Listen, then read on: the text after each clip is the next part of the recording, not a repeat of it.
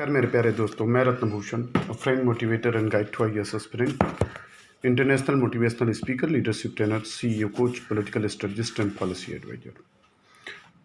अगर आप ये पहले मान लें कि आप गलत हो सकते हैं तो आप कभी मुश्किल में नहीं पड़ेंगे। इससे झगड़े की संभावना ही समाप्त हो जाएगी और इससे आपके प्रतियोगी को भी प्रेरणा मिलेगी कि वह भी आप जितना खुला, निष्पक्ष और विशाल हृदय हो जाएं।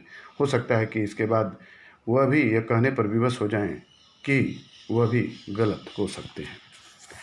इस तथ्य को मैंने डेल कार्नेगी की प्रसिद्ध पुस्तक लोक व्यवहार से लिया था, जिसको मैंने आपको शेयर किया। The news of today is Galwan के जाबाजों को सलाम। गलवान के जाबाजों को सलाम। चीन को मुंह तोड़ जवाब देने वाले 21 जवानों को वीरता पुरस्कार की सिफारिश।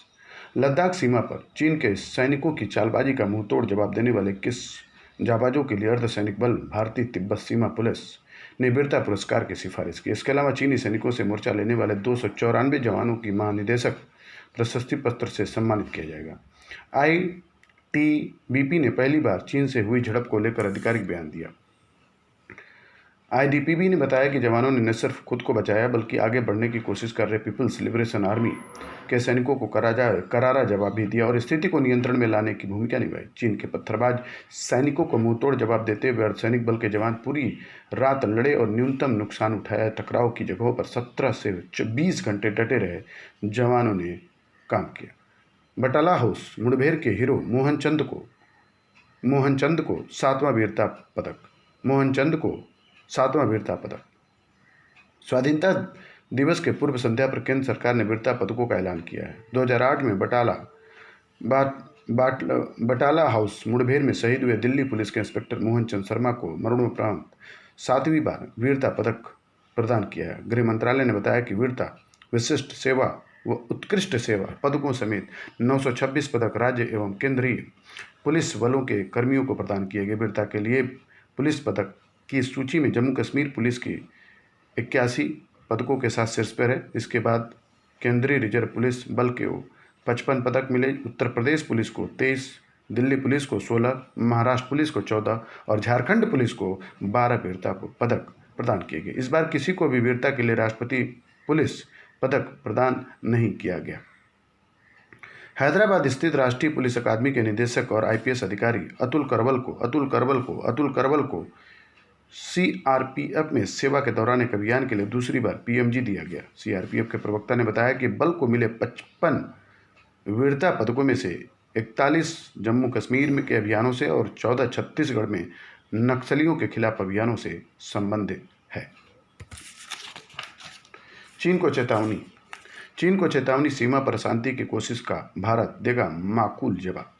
राष्ट्रपति रामनाथ कोविंद ने स्वतंत्रता दिवस की पूर्व संध्या पर राष्ट्र के नाम संबोधन में पूर्वी लद्दाख में चीन की हरकतों को लेकर कड़ी चेतावनी दी। गलवान के बलिदान और सैनिकों का स्मरण करते हुए राष्ट्रपति ने कहा कि सीमा पर अशांति पैदा करने की कोशिश की गई तो भारत इसका माकूल जवाब देने में सक्षम है। चीन का नाम लिए बिना राष्ट्रपति ने कहा कि पड़ोसी देश ने चालाकी से अपनी विस्तारवादी गतिविधियों को अंजाम देने पर दुस्साहस किया है। वहीं राष्ट्रपति ने अयोध्या में राम मंदिर को देश के लिए गौरवशाली अनुभूति करार दिया। राष्ट्रपति कोविंद ने कहा कि विश्व एक परिवार है। भारत उस मान्यता की स्वीकार करता है, लेकिन आज जब विश्व समुदाय के समक्ष आई सबसे बड़ी चुनौती कोरोना से एकजुट होकर संघर्ष करने की आवश्यकता है, तब हमारे पड़ोसी ने अपनी विस्तारवादी गतिविधियों को चालाकी से अंजाम देने का दुस्साहस किया है। उन्होंने कहा, सीमा की रक्षा करते हुए हमारे बहादुर जवानों ने अपने प्राण न्यौछावर कर दिए। भारत माता के सपूत राष्ट्र गौरव के लिए ही जिए और उसी के लिए मर मिटे। पूरा देश गलवान घाटी के बलिदानियों को नमन करता है। वकील प्रशांत भूषण अवमानना के दोषी। सुप्रीम कोर्ट के वरिष्ठ वकील प्रशांत भूषण को कोर्ट की अवमानना का दोषी माना है।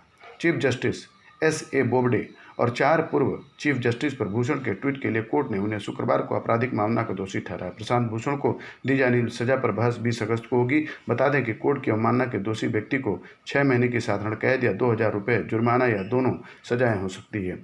मामला प्रशांत भूषण के 2 ट्वीट से जुड़ा है। उनमें भूषण ने 4 पूर्व चीफ जस्टिस और हालिया चीफ जस्टिस बोबडे पर टिप्पणी की थी।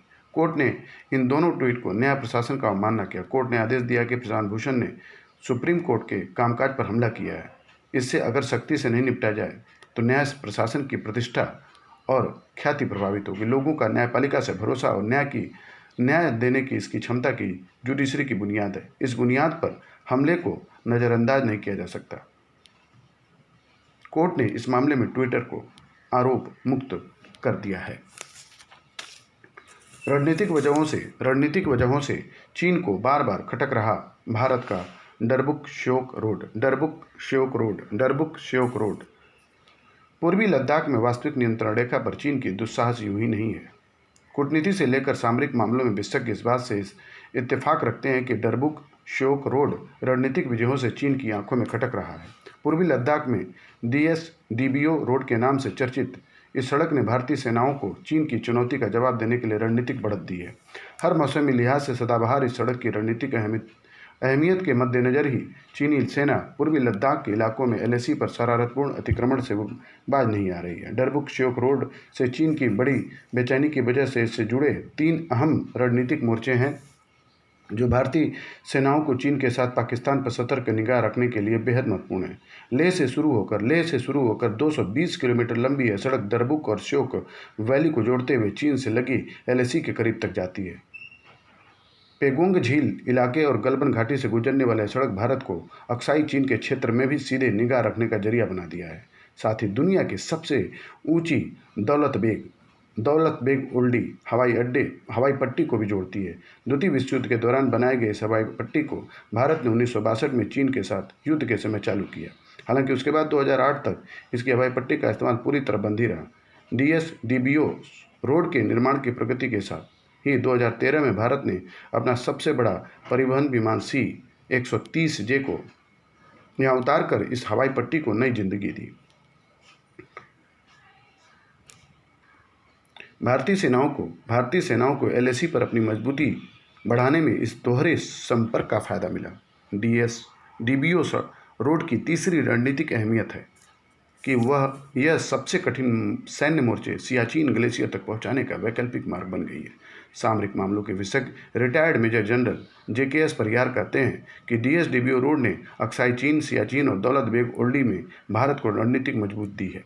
इस सड़क के जरिए हमारी सेना अपने टैंक, सैन्य वाहन से लेकर सारे सैन्य साजो सामान LAC के बेहद निकट तक पहुंचने में सक्षम हो गई। मेजर जनरल परिहार के अनुसार मोर्चे पर सेनाओं की अधिक संख्या की जरूरत को देखते हुए इस सड़क के बन जाने की वजह से सेना डरबुक श्योक में अपना सैन्य बेस भी बना सकती है।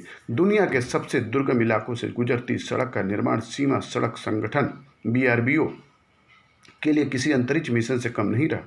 सन 2000 में शुरू हुई निर्माण के बाद श्योक और दौलत बेग ओल्डी की जोड़ने वाली 220 किलोमीटर लंबे हिस्से का काम 2019 में पूरा हुआ। सड़क निर्माण की इस यात्रा में BRBO ने अपनी पेशेवर क्षमता व इंजीनियरिंग कौशल की अद्भुत मिसाल पेश की। पुरुषार्थ की परीक्षा, संकल्प साधने की चुनौती के सामने राष्ट्र आज़ादी की सालगिरह पर हम हर साल मनाते रहे, लेकिन इस बार यह 73वीं वर्षगांठ इस मायने में खास की स्थितियां अभी कुछ ज़्यादा ही विकट हैं। कोरोना के रूप में एक ऐसी संकट पूरी दुनिया के सामने खड़ा है जिसमें सब कुछ उलट पुलट कर दिया है। अब तक की हमारी प्रगति, हमारा उत्साह, अपने साथ साथ पूरी दुनिया को बेहतर बनाने का पूरा संकल्प, सब कुछ जैसे दांव पर लग चुका है। मगर ऐसे कठिन पलों में ही मनुष्यता अपनी ताकत पहचानती है। प्रधानमंत्री नरेंद्र मोदी ने आपदा को अवसर में तब्दील करने का मंत्र संभवतः इसी सोच के तहत दिया है।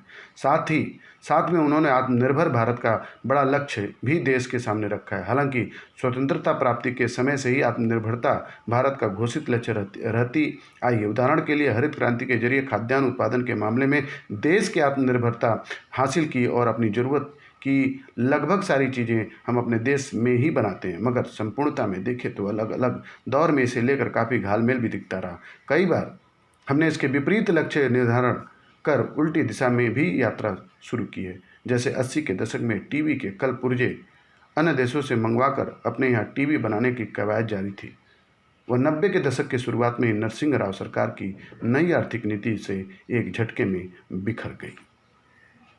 आज भी आत्मनिर्भरता के इस आह्वान के साथ कई तरह के असमंजस जुड़े हैं जिन्हें दूर किए जाने की जरूरत है।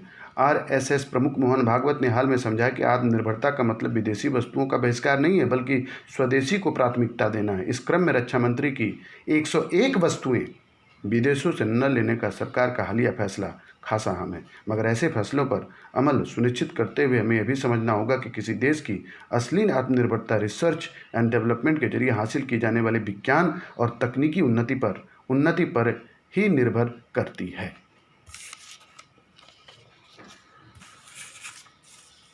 शेष है स्वतंत्रता का सही अर्थ समझना। शेष है स्वतंत्रता का सही अर्थ समझना। इस आर्टिकल को लिखने वाले व्यक्ति हैं श्री डॉक्टर A.K. वर्मा।